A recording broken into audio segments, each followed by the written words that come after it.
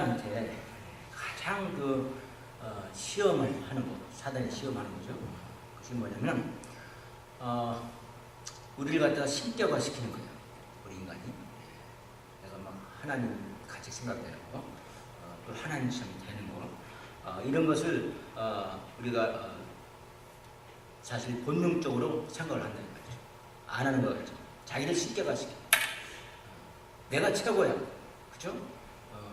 나 이상은 없어. 내 뜻대로, 내 마음대로, 내 생각대로가 제일이야. 이렇게 생각하는 거지. 자, 일종의 신격화죠.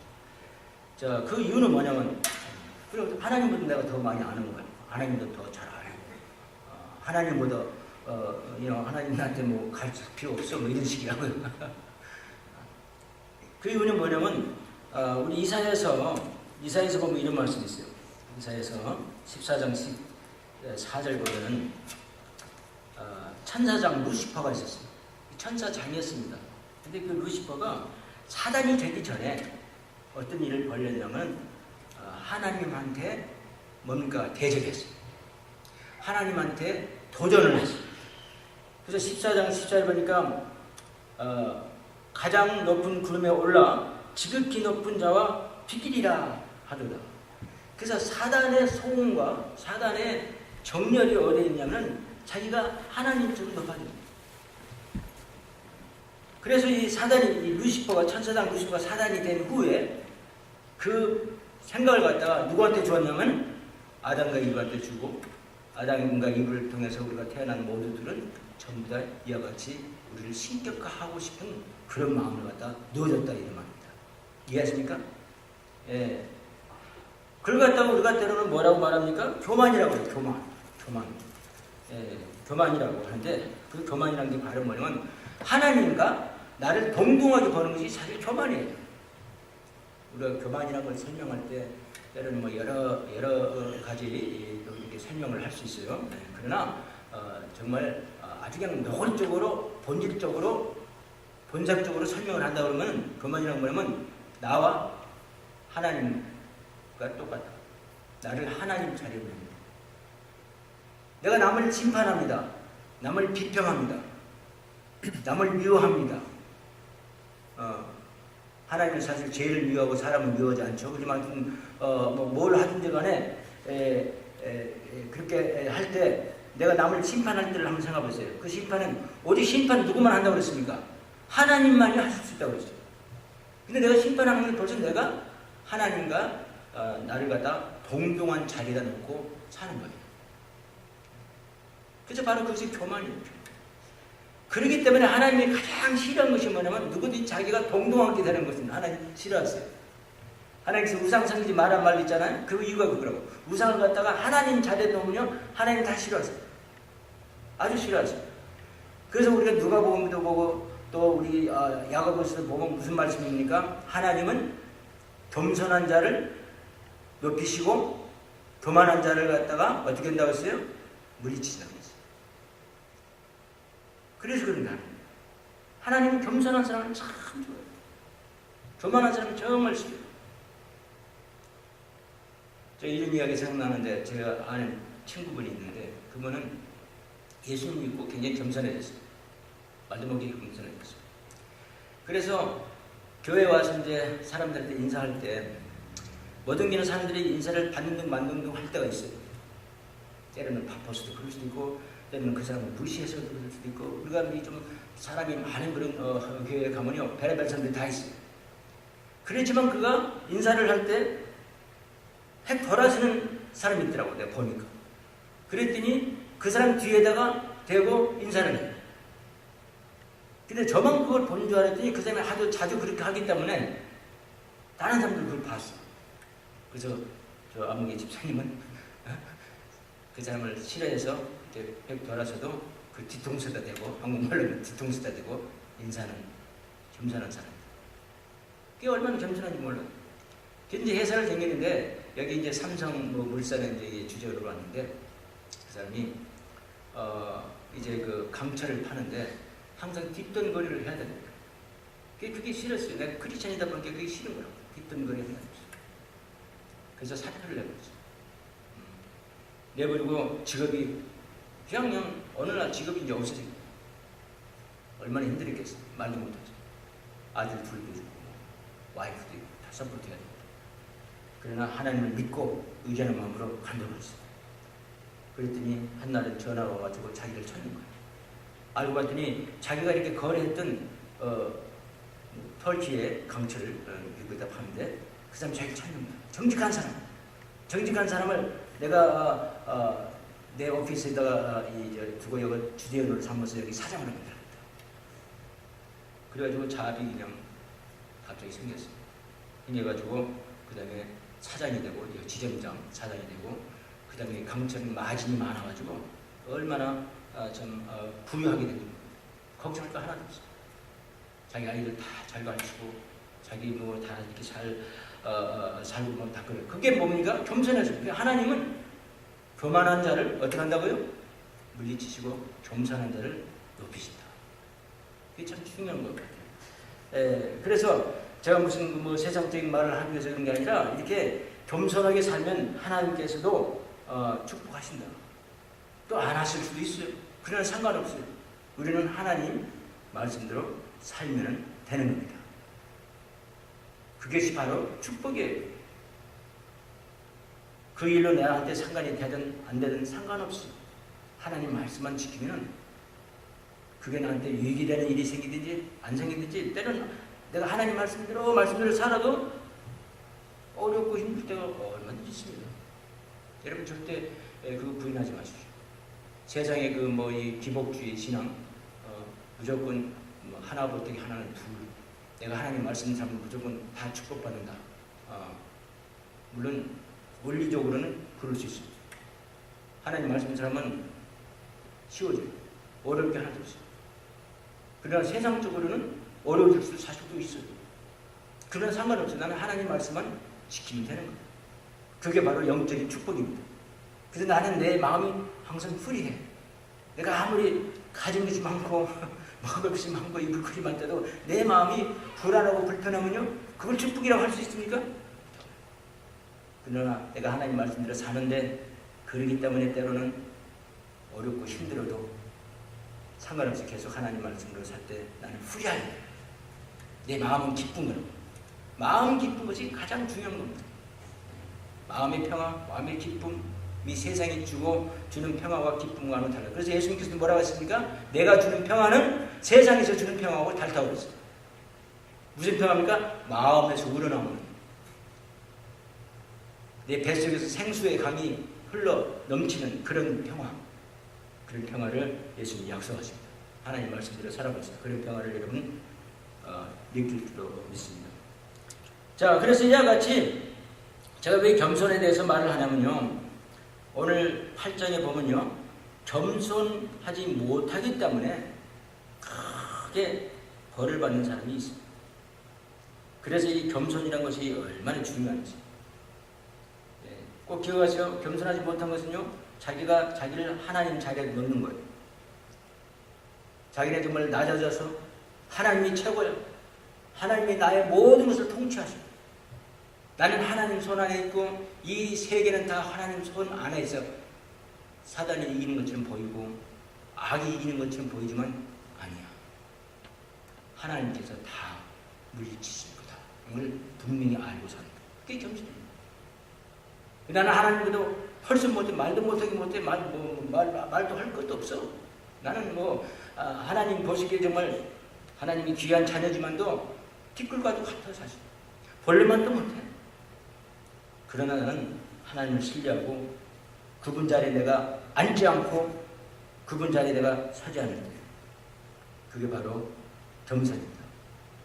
그러나 만약에 내가 그분 자리에 서게 되고 그분 자리에 앉게 돼서 남을 비판하고 하나님이 하라는 것을 하지 않을 때는 바로 내가 하나님 자리를 대신하는 거예요.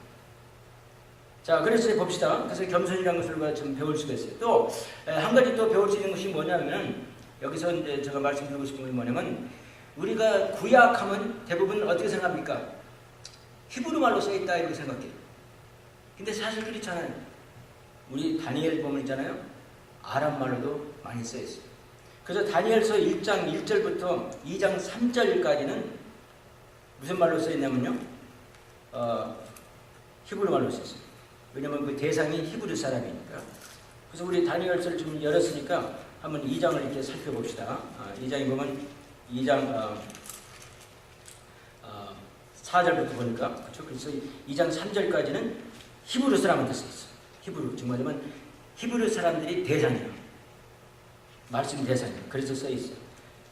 3절부터 그 다음에 7장 지난주에 공부한 7장 마지막 절까지는 무슨 말로 쓰냐면 아람 말로 써 있어요. 그래서 보니까 4절 갈대 술사들이 아람 방언으로 왕에게 말하되 그랬잖아요. 아람 방언으로, 아람 말로, 아람 지방 말로, 아람 나라 말로, 방언이라면 나라 말이라는 거고요. 나라 말로 했다고 했어요. 그래서 그게 어디까지 계속하냐면 7장 마지막 절까지, 지난주에 공부한 7장 마지막 절까지가 바로 아람 말로 써 있어요. 28절까지. 그렇죠? 7장. 그러나 이제 또 8장부터 마지막 또 12장까지, 다니엘서는 12장으로 되어 있거든요. 12장까지는 무슨 말로 쓰냐면 다시 또 히브리 말로 써 있어요. 그리고 제가 알기로는, 왜냐면 어디언스가 관중이 정말 이 말씀이 필요한 사람들이 누구냐면은 히브리 사람들이에요. 제가 알기로는 우리 예수님도 아람 말을 쓰신 걸로 알고 있어요. 십자가에서 돌아가시면서 아버지 왜 나를 버리셨나니까 아람 말로 써 있어요. 그래서 왜 아람 말로 이렇게 써 있냐면은 그 당시에 지금 영어가 공통어처럼 어느 세계 어느 나라 가도 영어 하면 다 통해요. 그런 식으로 그 당시에 그 중동 지역에서는 중동말이 통했어요. 그래서 이와 같이 아람 말로 쓰여 있습니다. 그리고 8장부터는 이렇게 히브리 말로 쓰여 있어요. 그래서 왜 이 말을 하냐면 7장에서 보니까 7장의 뭡니까?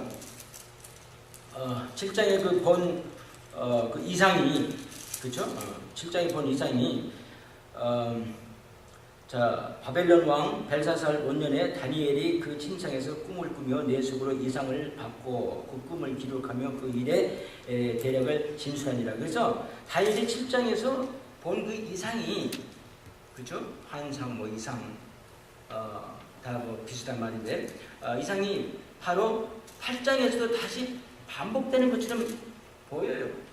그럼 왜 7장에서 본 그 이상이 다시 8장에서 다시 말할 필요가 있냐 하는 걸 갖다가 말씀드리고 있어요. 그건 뭐냐면 8장부터는 누구한테 말한다고요? 히브리 사람한테 말하고 7장에서는 아람 사람한테 말을 했기 때문에 그래요. 그렇다고 해서 그 이상이 똑같으냐면 그렇지 않아요. 비슷하다는 거죠. 비슷하다. 또 다른 이상입니다. 그래서 이 이상은, 성경에 나오는 이상은요, 앞으로 되어질 일을 말해주는 겁니다. 앞으로 되어질 일. 그래서 지금 지나놓고 와서 보니까 다 되어진 일을 다 겪어서 보니까 사실 크게 감동이 되진 않아요. 그러나 그 당시에는 앞으로 되어질 일을 갖다가 미리 예언을 했다는 것은 굉장히, 그리고 그 일이 지금 다 하나씩 다 이루어지잖아요. 감동적인 겁니다. 그래서 성경이 귀하고 성경은 예언서가 이렇게 많아요. 예언이 다니엘서는 예언서, 요한계시록하고 같이 이렇게 같은 맥을 띄었어요. 그래서 요한계시록을 읽는 것 같죠? 읽어보면 아주 비슷해요. 요한계시록. 그래서 이와 같이 이제 대상이 히브리 사람한테 다니엘의 이제 이상을 본 걸 지금 말하러 가고 있습니다. 여기 보니까 2절부터 봅시다. 시간을 전략하기 위해서. 내가 이상을 보았는데 내가 그것을 볼 때에 내 몸은 엘람도 수산성에 120도를 거느렸죠. 바빌론이, 그렇죠? 그래서 엘렘도라인데 지금 엘렘도를 갖다 지금 있어요. 지금 현재는 이제 바벨론 왕에서 메데 바사 왕으로 좀 건너왔어요. 그러니까 그 당시만 해도 벌써 되지 않을 일을 벌써 말할 거 벌써 한 가지 되고, 그 다음에 무슨 나라입니까? 히람 나라가 그 다음에 세계를 제패하고 그것도 아직도 안 됐던 거죠. 그 다음에 또 로마가 또 제패하고 그것도 아직도 안 됐던 거죠.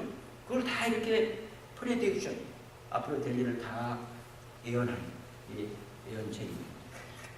자, 그래서 내가 이상을 보았는데 내가 그것을 볼 때 내 몸은 엘람도 수산성에 있었고, 수사라고 하죠. 수사.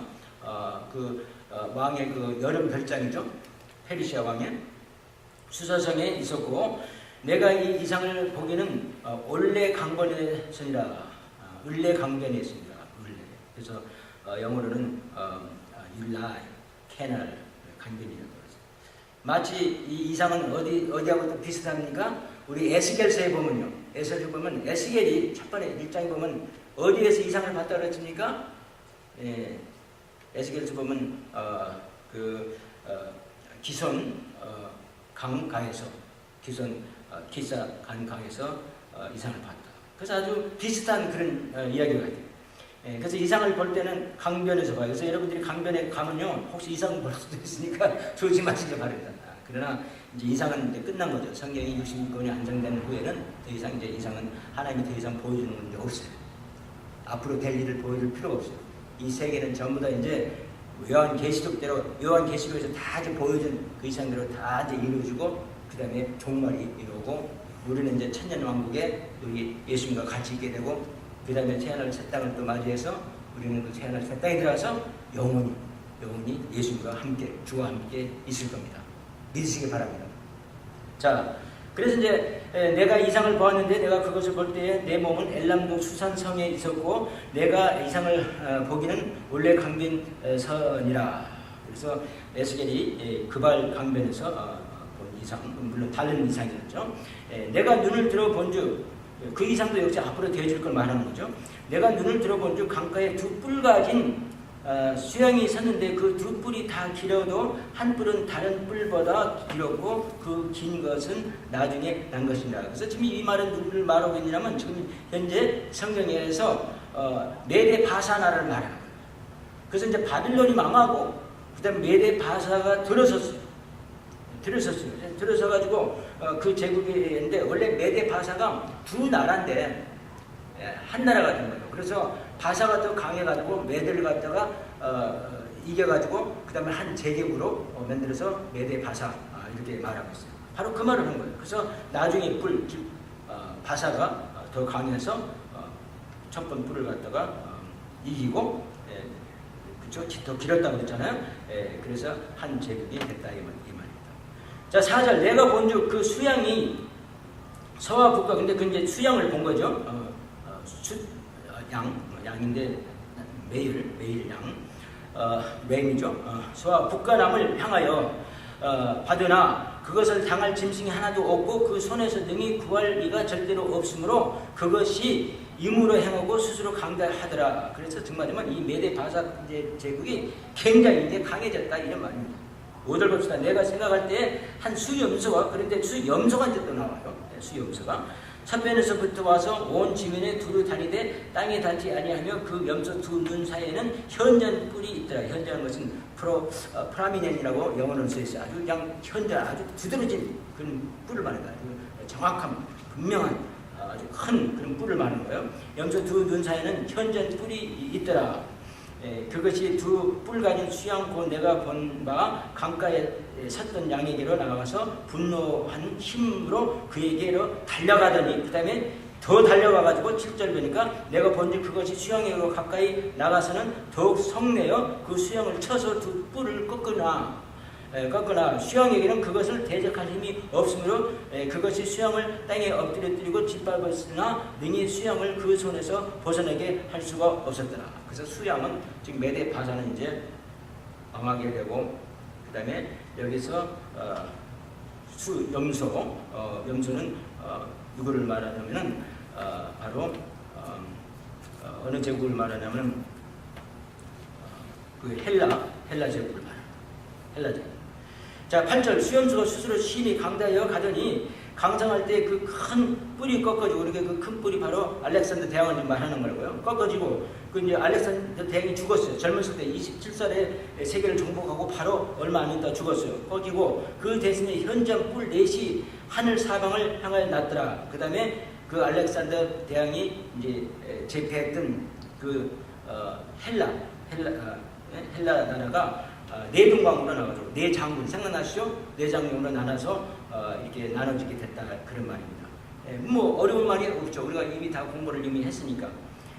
자, 9절 그중 한 뿔에서 또 작은 뿔 하나가 나서 남편과 동편과 또 영화로운 땅을 향하여 힘이 커지더니, 근데 그 안에서 또 작은 뿔이 하나 또 생겼다고 했어요. 지난주에는 작은 뿔은 뭐였습니까? 다시 나온 뿔이 적그리스를 의미합니다. 그러나 여기서는 적그리스가 아니라 다른 걸 의미해요. 누구를 의미하냐면 에피판에서 그릭 게 헬라 안티오코스 4세 에피파네스 왕을 말하는데, 그 사람이 그리스의 8대 왕이었어요. 그래서 이제 알렉산더 대왕이 죽고, 그 다음에 큰 영토가 네 군데로 나눠가지고 그 중에 안티오코스라는 지배하는 종가들이 다 있었잖아요. 네 종가들이 정말이면 쉽게 말하면 왜냐면 너무 크니까 인도에서부터 구수까지 에티오피아까지 그 큰 나라를 네 동안으로 나눠가지고 할 때 그 중에서 안티오코스라는 사람이 헤픈트비 왕조가 헤픈트비 어디를 점령했냐면 팔레스타인 땅을 점령했어요. 그걸 치리하는 거예요. 거기를 나눴는데 할당을 거기를 받았다 이 말이죠. 그래서 그 왕을 말하는 거예요. 안티오코스 그 4세 에피파네스 왕, 그렇죠? 그래서 그리스의 8대 왕, 이제 그 8대로 이제 내려간 거죠. 뭐 종가마다 대가 있겠죠. 그 큰 땅을 갖다가 왕으로 다 하는 왕 넷이 지금 정치를 하는 거예요. 그래서 그 한 왕마다 전부 다 이렇게 몇 대에서 8대 왕이란 말이죠.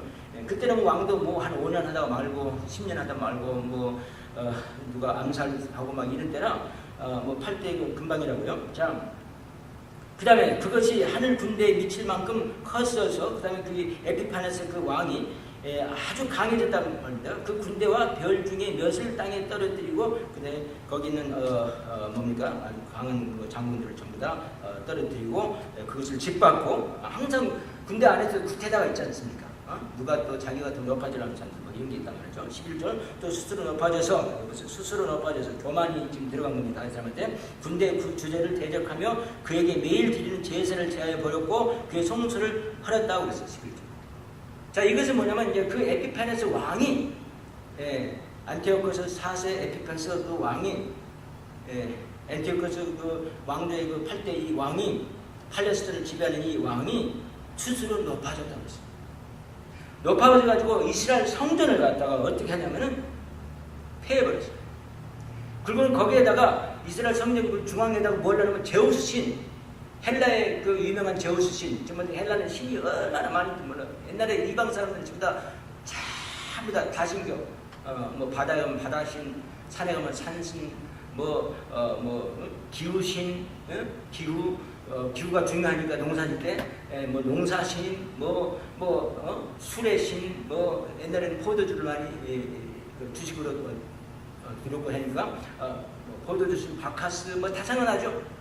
그런 신의 총 합하에서 넘버원 신이 누구냐면 제우스 신이야. 올림퍼스 마운틴에서 산다고 그러죠. 올림푸스 산. 그 제우스 신을 갖다가 하나님께서 우상을 가장 싫어하십니다. 그 우상 신을 갖다가 거기에 왕조 신을 갖다가 벨지법 생각하죠. 벨지법, 지법이란 말은 파리죠. 파리왕 벨지법. 마귀가 사단이 벨지법이라고 우리가 부르잖아요. 아무것도 안 해요, 사실. 이 우상이라고 해서 말도 못하고 행하는 것도 없고 아무도 없는 거야. 그냥 우리가 믿는 거야, 그 우상을. 그 신, 제우스 신을 갖다가 떡하니 성전 가운데다가 놓고, 그 다음에 이스라엘 사람들한테 성경도 못 읽게 하고, 성경을 가지지도 못하게 하고, 제사를 더 이상 못 지게 하고, 할례도 더 이상 못 받게 했어요. 이스라엘 사람들. 이스라엘 사람들은 이게 할례가 생명적인 건데, 하나님과 나와의 그 관계를 말해주는 겁니까? 할례를 통해서는 하나님 자녀라는 걸 증표인데, 그걸 또 못하게 하고, 다 이렇게 못하게 하고, 그 다음에 이스라엘 사람들이 가장 부정타다고 생각하는 동물이 뭡니까? 돼지를 잡아다가 신전에다가 바쳤어요. 제우스 신한테. 이해하십니까? 얼마나 엄청난 사건입니까? 그렇기 때문에 이스라엘 사람들이 그 그리스 사람들한테 다른 걸 다 자기들이 참을 수 있는데, 자기 성전을 그렇게 모독하는 것은 절대로 참을 수가 없는 거예요. 그래서 마카버스라는 사람이 그 가족이 생겨났죠. 마카버스 가족이 독립운동을 한 거예요. 소위 말하면 벨레다 전쟁을. 그래서 이 그리스하고 대적해가지고 이제 싸우는 것이 나옵니다. 자 보세요. 그래서 이제 12절 범죄함을 인하여 백성과 매일 드리는 제사가 그것에게 붙임 바 되었고 그것이 또 진리를 땅에 던지며 자유로 행하여 형통하였더라. 그래서 막 강해져가지고 막 성공적으로 막 일을 막 하는데 자관에 제가 말씀드린 것처럼 할례도 못 받게 하고 성경도 못 읽게 하고 성경도 다 합쳐. 근데 구약을 말하는 거죠. 그 당시에 하고 그 다음에 제사도 못 지내게 하고 그리고 그 신전을 갖다가 어느 정도로 이 불결하게 만들었나 하면은 바로 돼지를 갖다가 가장 싫어하는 돼지를 갖다가 제단에다가 올려놓고 그 다음에 그 중앙에다가 제우스 신상을 세워놨다 이거예요. 얼마나 격동적입니까? 13절 봅시다. 이 교만해가지고 그러는 거라고요. 13절 내가 들은즉 거룩한 자가 말하지 다른 거룩한 자가 그 말하는 자에게 묻되 이상에 나타난 바 매일 드리는 제사와 망하게 하는 제약에 대한 일과 성소와 백성이 내어준 바 되며 짓밟힐 일이 어느 때까지 이를고 하며 이제 천사들이 이제 말이죠. 그때 14절 보니까 그가 내게 이르되 2300주야까지니라 그때 성소가 정결하게 함을 입으리라 했느라 이 말 그대로 된 거라 이 말입니다.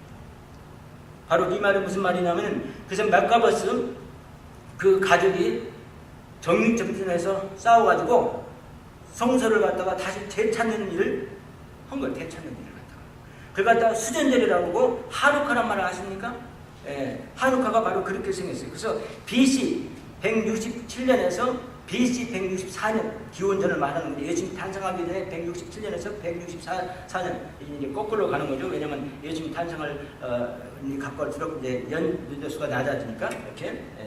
그래서 12월 14일에 어떻게 하냐면 그 성전을 되찾았어요. 어떻게 되찾았냐면요. 여기 보세요. 자 25절 봅시다. 25절 그가 깨를 베풀어 제 손으로 계율을 이루고 마음에 스스로 큰 채하며 아주 교만해가지고 큰 채하며 또 평화한 때 많은 무리를 멸하며 또 스스로 서서 만왕의 왕을 대적할 것이나 그가 사람의 손을 망지 않고 깨어지리라.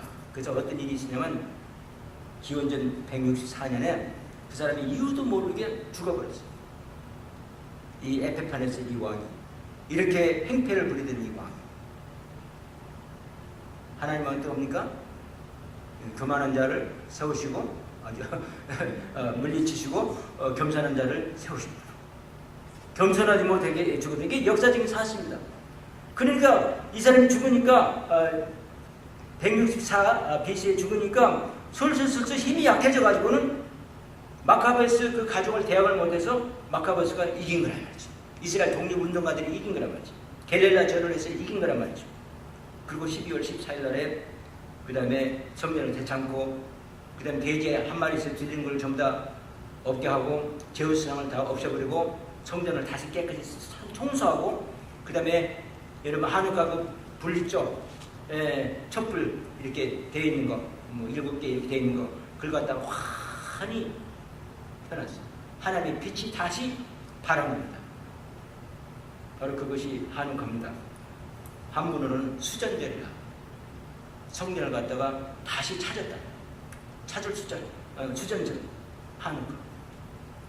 여러분 역사적으로 볼 때 항상 이스라엘한테 할탄 주고 이스라엘 갖다 망하게 할 때는 그 나라가 어떻게 됩니까? 언제든지 못해요. 하나님께서 심판하세요. 하나님께서 낮추시는 일을 합니다. 우리 에스더를 보세요. 에스더서에 뭡니까? 바로 하만이 이스라엘 사람들을 다 죽이려고 할 때 하나님께서 오히려 하만을 모데카이를 갖다가 행할 그 교수대에 하만을 죽게 만들었어요. 우리 역사적으로 독일의 나치가 이스라엘 사람들을 학살했잖아요. 2차 대전 때 누가 이겼습니까? 미국이 이기고 독일이 졌습니다. 항상 기억하세요. 항상 하나님 백성을 괴롭히게 하는 그런 엔티티는 그런 기구들은 그런 나라들은 그런 사람들은 이기는 것 같지만 하나님께서 꼭 벌을 내리시는 것을 기억하시기 바랍니다. 그럼 제가 결론을 내겠습니다. 그래서 제가 이제 이야기를 지금 말씀드려서 이걸 다 설명을 했어요. 2절부터 그 다음에 25절까지. 자, 세 가지를 우리가 오늘 이 말씀을 통해서 배울 수 있어요. 첫째는 뭐냐면은 교만한 사람이나 교만한 나라는 항상 하나님께서 어떻게 해요? 망하게 합니다. 우리 성경에 봅시다. 그 말이 틀린지 아닌지 성경에 보니까 잠언 29장에 보면 이런 말씀이 있어요. 23절 사람이 교만하면 낮아지게 되겠고 마음이 겸손하면 영예를 얻으리라. 그 다음에 또 봅시다. 한 구절 사람들이 이런 말씀이 있어요.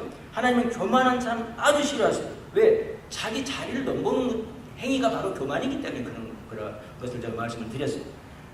잠언 18장에 보니까 22절에 사람의 마음의 교만은 멸망의 선봉이요 겸손은 존귀의 앞잡이입니다. 여러분 어떤 일이 있어도 겸손하게 지내세요. 겸손하게 참으세요. 하나님 자리에 앉지 마세요. 하나님이 교만한 사람을 심판합니다. 믿으시기 바랍니다. 바로 그 일이 25절에 이루어졌어요. 그래서 첫째 교훈으로 배우는 것은 하나님은 겸손한 자를 높이시고 교만한 자를 폐하신다.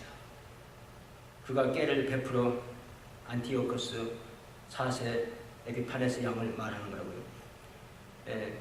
제 손으로 개울을 이루고 그 성전에 가서 아주 나쁜 행위를 한 거 아닙니까? 하나님을 모독하는 행위. 그 마음에 스스로 큰 체하며 그렇게 한 이유가 뭡니까? 스스로 큰 체하며 자기가 교만한 것, 자기가 최고야. 또 평화한 때에 많은 무리를 멸하며 평화스러운 사람을 죄 없는 사람들을 죽인단 말이죠. 스스로 서서 만왕의 왕을 대적할 것이니 하나님을 대적하는 겁니다. 바로 교만이 하나님을 대적하는 거예요. 그가 사람 손을 맘지 않고 깨어지리라. 죽었어요. 아무 이유도 모르게 이유 없이 죽었어요.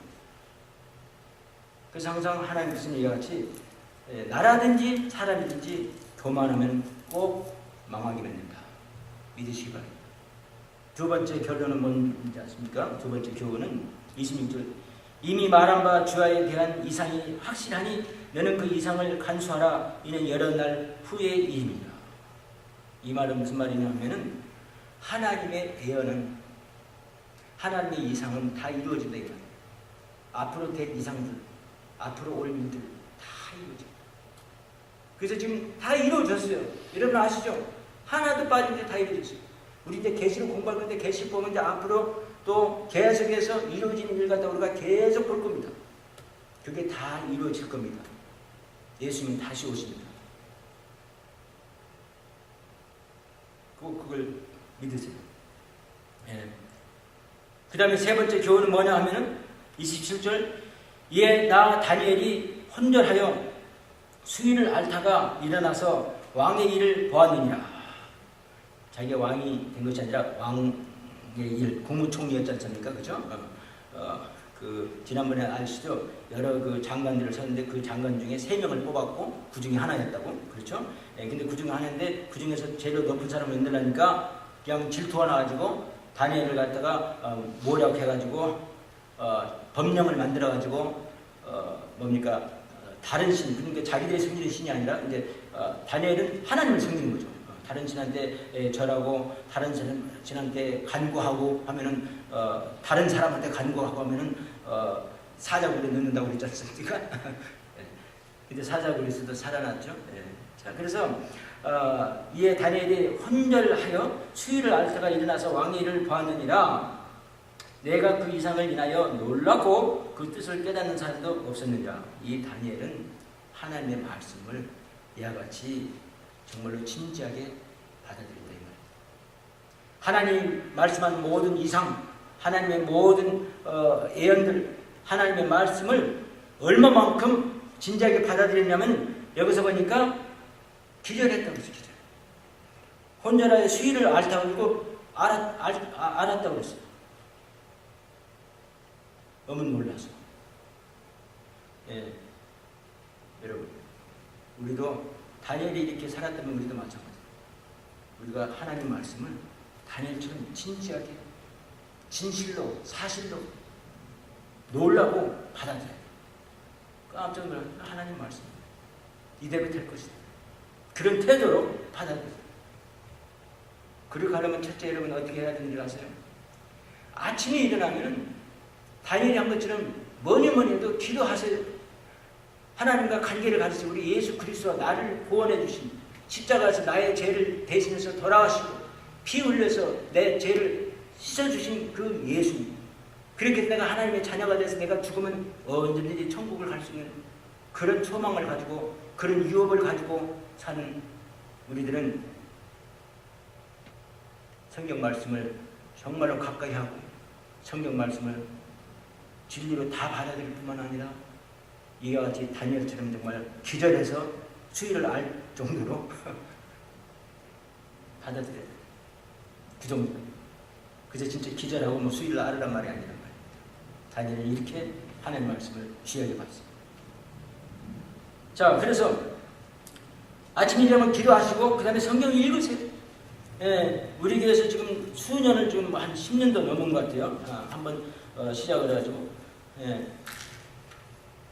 우리 그 생명의 오늘의 양식 그 책자를 우리 교인이라면 누구든지 아침에 일어났어요. 간단한 이 예화가 간단해서요. 아주 재미있게 이야기로 하나님의 진리를 설명하고 있어요. 어떤 일이 있었다는 거.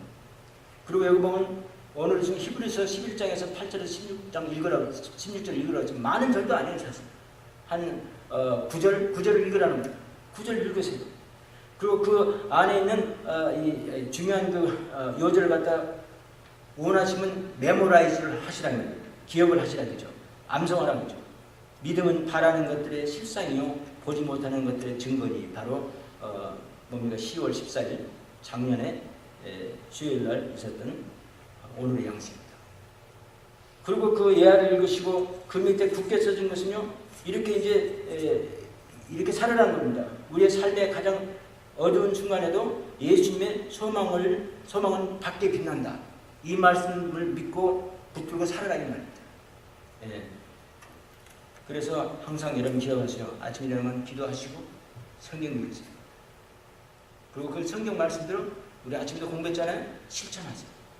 그런 식으로 매일매일 살아보세요. 얼마나 우리 마음의 기쁨과 평화가 물밀듯이 밀려오는지 모릅니다. 그러나 그런 것이 없이 우리가 살려고 그러면 자꾸 내가 인간이기 때문에 연약하기 때문에 어렵고 힘든 것만 자꾸 생각이 되고 짜증나고 더 어려워지고 더 힘들어지고 그러면서 하루를 보내고 또 하루를 보낼 때는 정말 안타까운 일이에요. 그러지 마세요. 우리의 힘은 성경 말씀에서 나옵니다. 기도에서 나옵니다. 세임으로 매일매일 아무리 내가 성령 충만을 한번 했다고 해도 항상 그게 차서 있는 게 아니에요. 그게 고갈이 돼요. 빠져나가는 거예요. 그럴 때 매일매일 채워야 돼요. 매일매일. 에베소서 4절 보면 매일매일 성령 충만하라고 그랬잖아요. 매일매일. 그 말이에요. 하루 살면 또 다 고갈이 돼요. 디플리딩이 돼요. 영어로 말하면 디플리딩. 빠져나간다. 다시 아침에 또 새 힘을 자기 전에도 새 힘을 얻으세요. 성경 읽으세요. 그리고 주무시면 훨씬 더 마음의 평화를 가져올 수 있습니다. 자, 그래서 오늘 세 가지 병을 뭡니까? 첫째는 뭡니까? 항상 하나님은 교만한 자를 대적하신다. 그리고 겸손한 자를 세우신다. 두 번째 병은 뭡니까? 하나님의 말씀은 다 이루어진다는 것. 하나님의 이상들, 예언들 다 이루어진다는 것. 역사 속으로 다 증명이 됐습니다. 세 번째는 우리는 다니엘처럼 하나님 말씀을 진지하게 받아들여야 된다. 바로 그것이 뭐냐면 하나님 말씀을 늘 묵상하면서 생활을 해야 된다. 이런 말입니다. 진리. 기도하겠습니다. 아버지 하나님 감사합니다. 하나님 말씀이 정말 귀하다는 것을 저희들은 알지만 때로는 마음의 태만 때문에 또 마음의 걱정, 근심 때문에 하나님 말씀을 멀리 하고 우선 당장 내 눈앞에 있는 그 문제를 고민하다가 하나님 말씀을 잊지도 못하고 또 깨달음도 없고 그 말씀들을 실천도 못하고 살 때가 많았습니다. 용서해 주시고 이제부터라도 아버지 매일매일 하나님 말씀을 통해서 저희들이 하나님과 관계하고 교제하고 하나님과 항상 인연을 맺고 사는 저희들이 될 수 있도록 도와주옵소서. 그래서 새 힘으로 항상 살고 마음의 평화를 얻고 주님께 영광을 돌려 하루 삶을 살아갈 수 있도록 저희들을 축복하여 주옵소서. 이 모든 말씀 예수님의 귀하시고